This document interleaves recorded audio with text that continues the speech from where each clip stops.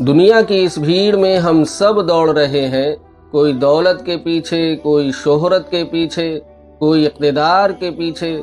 ہم سب کامیاب ہونا چاہتے ہیں، لیکن کیا ہم نے کبھی سوچا کہ دنیا کے سب سے سچے انسان حضرت محمد صلی اللہ علیہ وسلم کی نظر میں بہترین انسان کون ہے؟ ایک حدیث میں جناب رسول اللہ صلی اللہ علیہ وسلم فرماتے ہیں، خیر الناس من ينفع الناس، لوگوں میں سب سے بہتر وہ ہے جو دوسروں کو فائدہ پہنچائے۔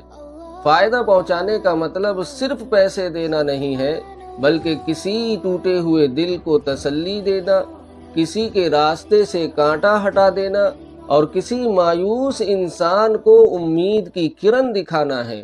بہترین انسان بننے کے لیے کسی ڈگری یا دولت کی ضرورت نہیں، بس ایک حساس دل کافی ہے۔